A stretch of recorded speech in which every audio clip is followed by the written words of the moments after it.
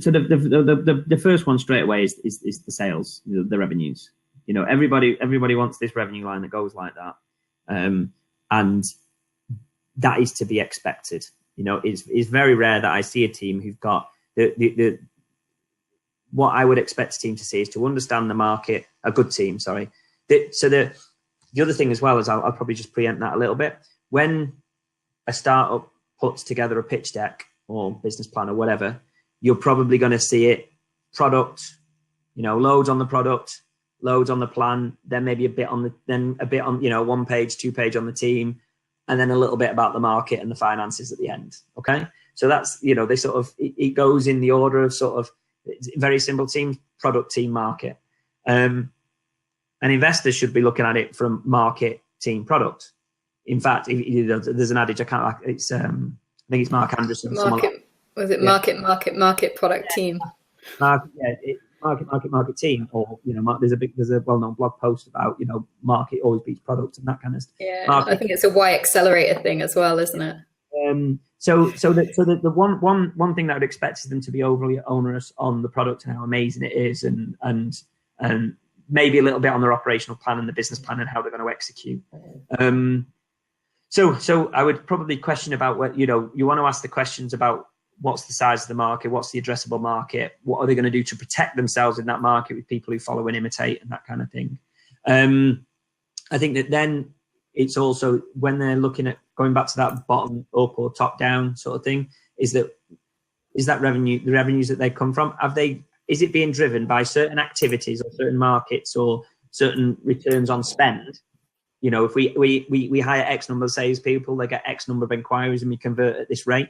So when you've got a revenue that's being generated by actual activity and assumptions, rather than just, oh, well, we estimated on 10% month-on-month growth or 20% month-on-month growth because we read that on a blog post and that sounds good. So it's really to look at whether the stuff they're forecasting is based on activities rather than just growth rates. The next thing that I would probably be looking for is that within there's a spend plan, there's a budget. You know, they spent money on stuff, so they're gonna. So again, very, very common mistake that I see is just like, oh, well, we're gonna spend X amount on marketing and that's going to generate revenues of Y, which sort of answers my first question in that there is a kind of activity there and it does generate revenues. But you know, if you're just if you've not built a product and you want some money from me to go and hire some people to build that product and then hire a marketing agency to promote that product, why am I investing in you? You know, that's the question. If you've just got an idea and you just want somebody to build it and somebody to market it, then that's not a business plan. So it's when the other question is that what's the marketing spent? You know, a lot of the time I see people say we're going to spend this amount of marketing, it's going to generate sales of this. To caveat that slightly, there's some very, very successful businesses. So I think for example, we call Purple Bricks who are out there at the moment, and Zoopla and all those kind of people. That's what they did. They actually test it on a very small scale locally with with blanket advertising on radio, TV, press. Had a scalable, repeatable model, raised investment, and then have just scaled nationwide. So in those kind of situations where you've actually proven a fully, you know, an all-encompassing turnkey marketing solution, and that's what you've done, and you've got this basis of a product that makes it scalable and repeatable, then that's something, but not we're going to spend X amount with an agency and that's going to get us to this point. The next, again, something I've touched on before is that, you know, there's key, any business has only got ideally 2, but normally 3 or 4 key drivers, things that generate revenues, things that generate margins, things that generate costs. So again, the other key lines in a business plan are going to be team. Where's that number come from? Have you looked at the market? Have you looked at the recruitment agencies? Have you got a hiring plan in place? Have you, you know, a lot of teams I've seen good teams have an organizational structure plan, which works well. So looking at where that number's come from.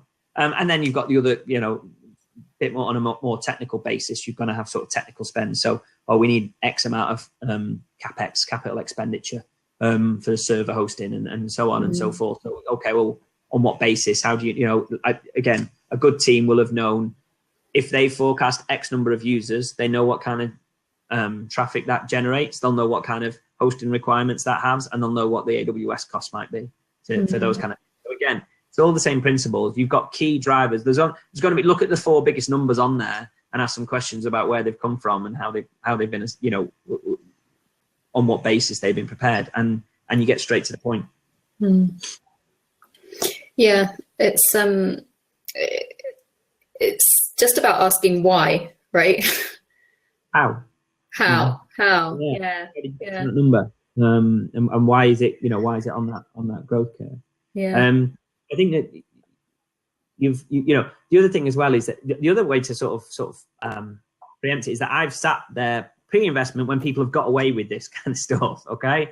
And I've, you know, and I don't do it anymore because sometimes I get made to look stupid in important meetings, and I don't do that anymore. But so the problem is that the worst thing that can happen is that somebody gets away with this, because that's no good for anybody. Because then what happens is the next 6 months to 12 months of the startup journey, every investor meeting's based around why you haven't hit your numbers, and it literally strangles the business to death. So if you're talking to a startup about why these things are important, it's not a case of you being difficult or seeking to challenge. It's a case of you want realistic numbers, because you don't want to spend all your management time talking about why these numbers weren't right. You know, oh, well, you forecast X number of sales. Well, we didn't hit our sales this month because it's December, or it's because it's August, because it's school holidays. Well, you knew those holidays have always been there. Maybe you should have thought about that in your forecast before you actually tried to raise the investment. You know, so again, and it's not to be difficult. It's just to preempt those difficult conversations later. And sorry, go on. Expect them, you know, expect a bit of BS from them. You know, it's it's to be expected. But at least if they're honest about it when they get caught out, or at least, you know, sometimes I'm not quite sure, I'll come back to you on that. Then at least, you know, it's better than, you know, making stuff up.